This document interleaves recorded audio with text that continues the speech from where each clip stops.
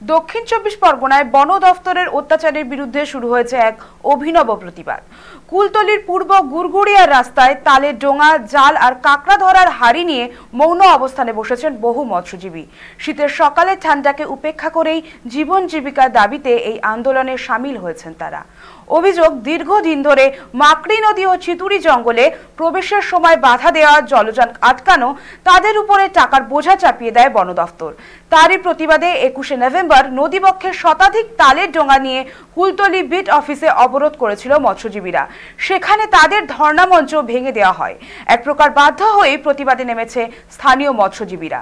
দক্ষিণবঙ্গ মৎস্যজীবী ফোরাম এবং গুড়গুড়িয়া ডোঙা মৎস্যজীবী সমিতির যৌথ উদ্যোগে তাদের এই মৌন প্রতিবাদ।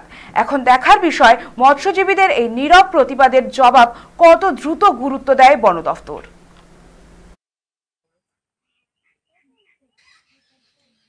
আমাদের এই দাবিটা মেনে নিতে হবে। কেন আমাদের ডঙা ধরবে, কেন আমাদের ডঙা ফাটাবে, কেন আমরা কান্নাকান্নি করলে পর্যন্ত আমাদের ডঙা ছাড়ে না।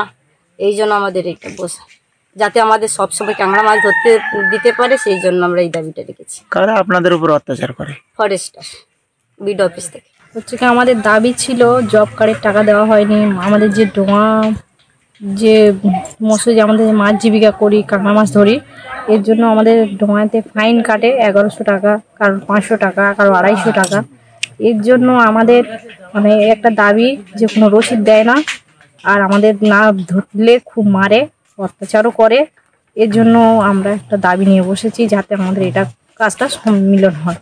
গরিব যে মৎস্যজীবীরা, এনারা তো এই জঙ্গলের উপরে নির্ভর করে তো নিজেদের সংসার চালায়, অপরন্ত বাচ্চাদেরকে পড়ানো পড়ায়, এই এনার উপরে সব কিছু ডিপেন্ড করে। মানে জঙ্গলে যে মাছ ধরা, কাঁকড়া ধরা, এর উপরেই সব ডিপেন্ড করে।